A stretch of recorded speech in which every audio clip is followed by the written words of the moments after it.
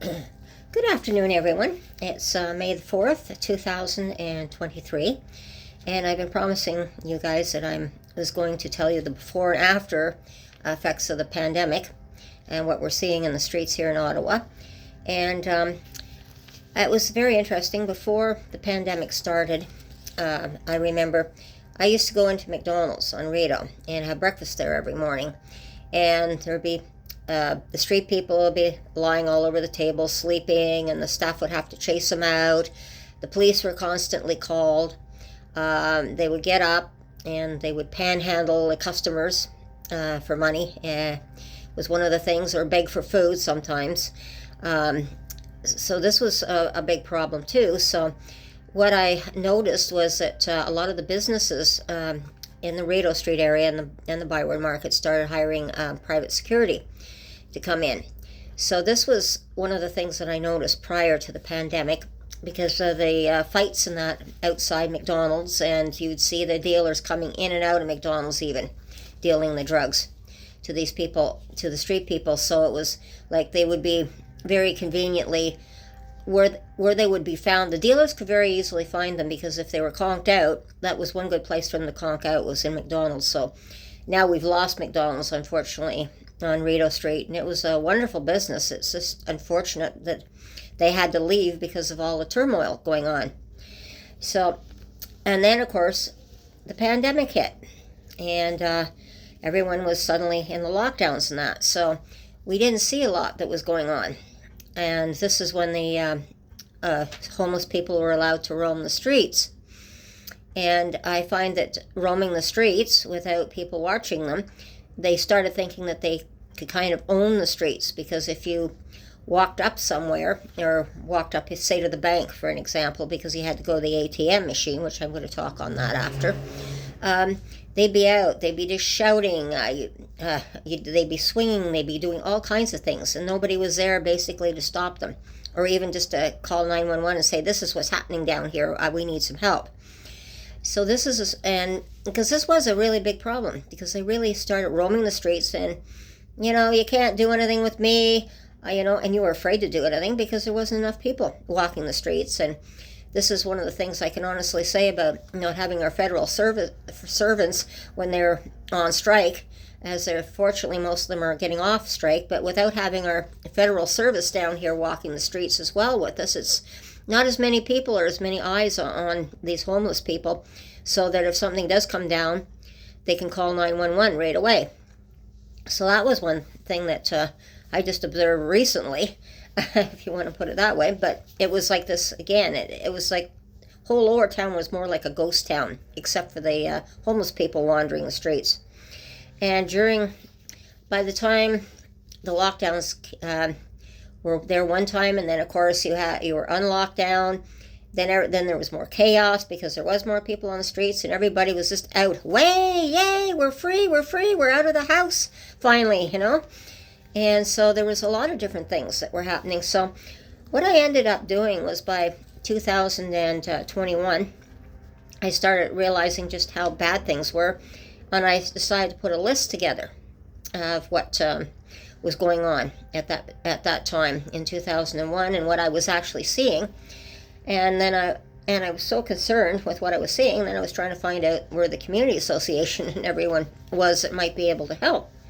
But I'm going to read off some of the things that I actually have put on a list here. But some of the stuff I have talked about, so in some of my prior videos as well.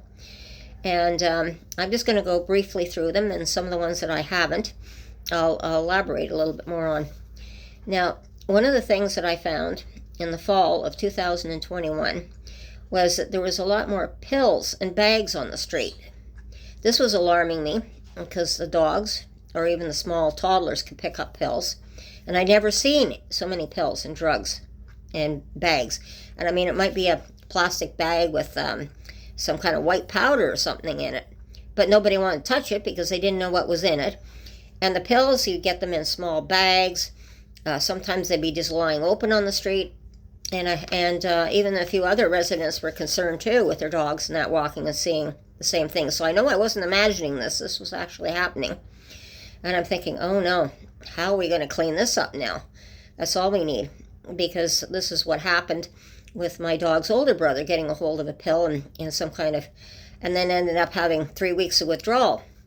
So everyone was concerned, and like I said, the dog owners were talking amongst themselves, watch out, keep your dog close to you, make sure you can see what's in front of you, hopefully, so they don't get a hold of anything. And the same thing with the children. We were trying to keep our children close at the time. Then, of course, I also went into talking about the dog park, and I've talked quite a bit about it, with shooting up with drug people and leaving their paraphernalia left behind, and about the dog dying and the dog sniffing a plate and passing out. That's in one of my other videos. And this is then another time I was just walking to the dog park, and I didn't see this man coming up behind me, and it was just just going on dusk, and all of a sudden he just yelled at me. And then, of course, I jumped, looked, and the dog, of course, looked after too, and he was talking about flattening my face in, stop looking at him. And the only reason I turned to look was because he startled me. And then he looked and saw that I had a German Shepherd and took off running the other way and decided he wasn't going to get into it. I think he figured that she was a police dog, and of course she's not a police dog. There's a difference between a police dog and a service dog, and a lot of people cannot seem to tell the difference, just because she is a German Shepherd and because they're used for different things. And then there was the other one where, as I explained, as a pup, one of these druggies just came up, totally stoned, yelled in her face as a puppy. And, of course, yelling in a dog's face, that's providing a challenge to the dog. And then, of course, his friend came up behind him and said, oh, don't mind him, he's just mental.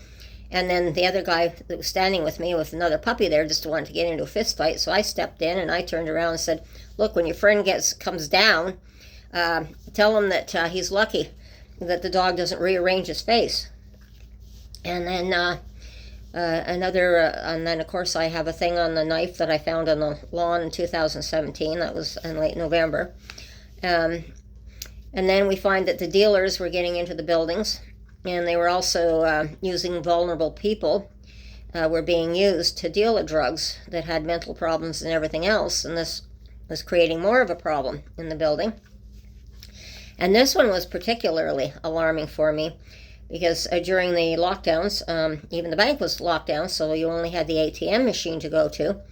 And one of the things that I witnessed was a man that was standing at the machine in front of me, and I was just waiting my turn, and another black man came up to him and asked him if he could spare $5, just as he was pulling his money out of the machine. And the guy didn't know what to do, anything else, so he turned around and actually handed him a $20 bill. And, of course, the black man said, oh, you sure you can spare this? Thanks. Wow. He just got a good haul. But you were getting scared. There was nobody around at the time. You didn't know what to do. And this was what I was finding, too, that I was much more comfortable taking the dog with me to the ATM machine, because at least with the dog, very seldom did people approach me. But during the pandemic, I saw people waiting in line, fights breaking out of who was in line. And this machine was constantly getting smashed in. And it was really, really a scary time.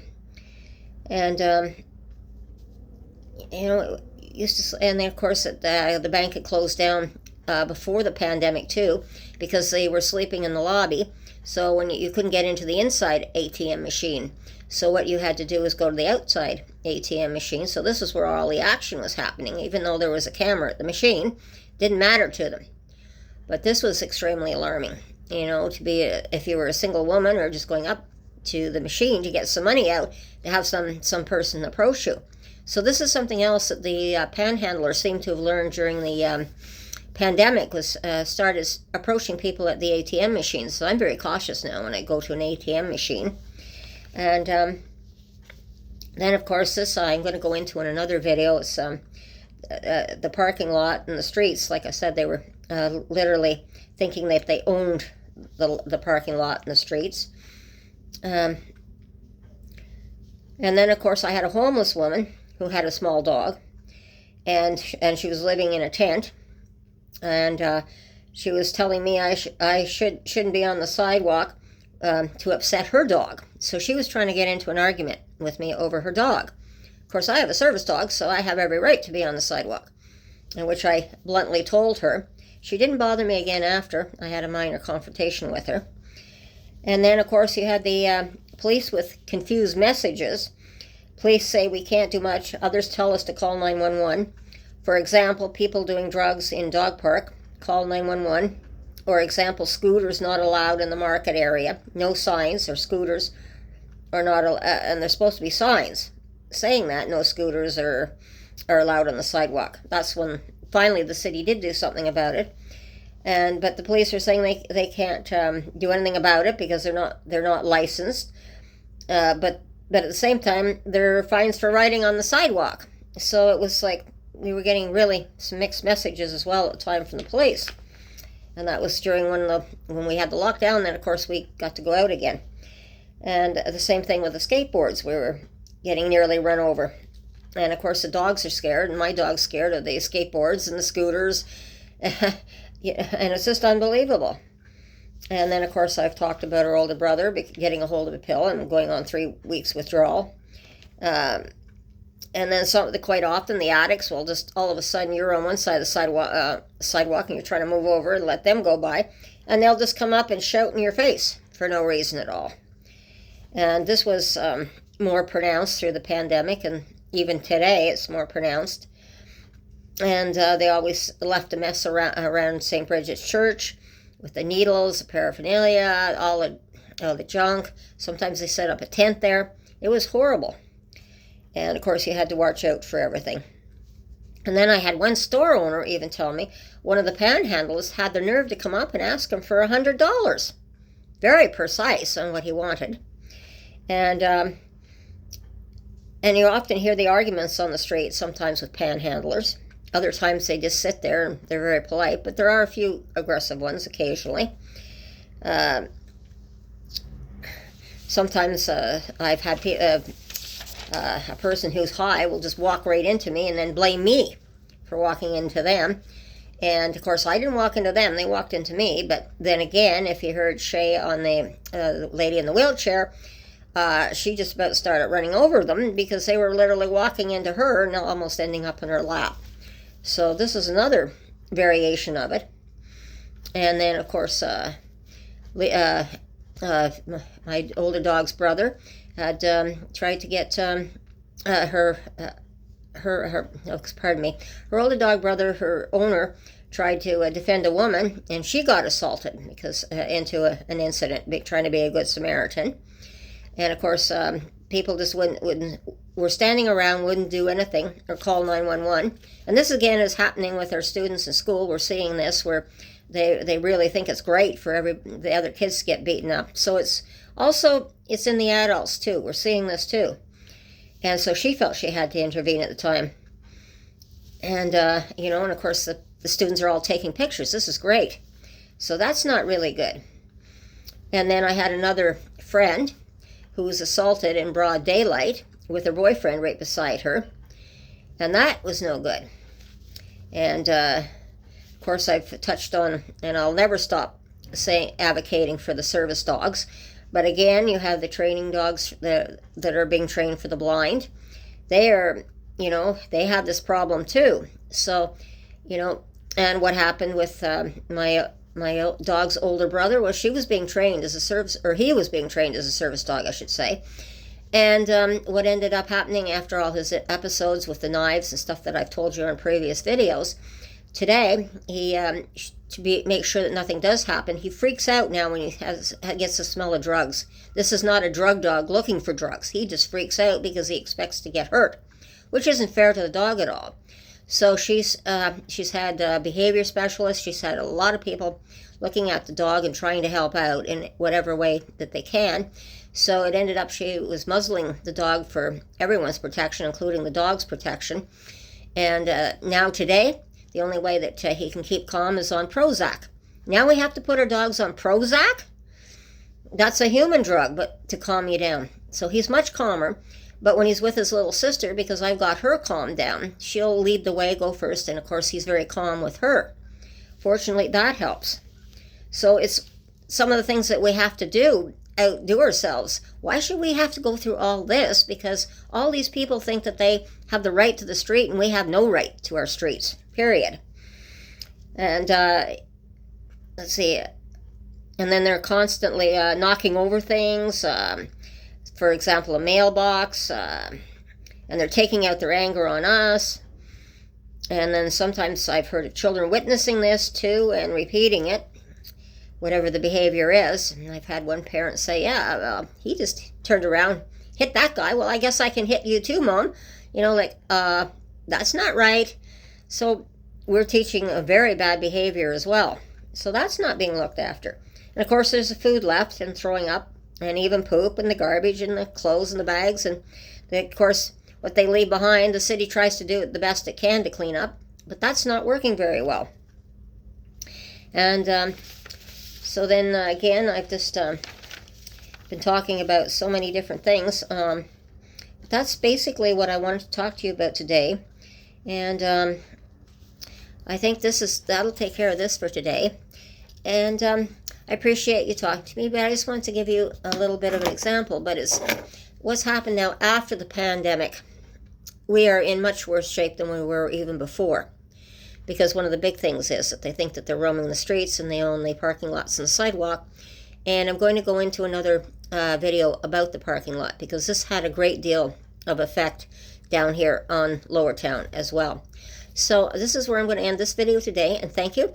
And please listen in again and enjoy your day. Thank you. Bye-bye. Take care.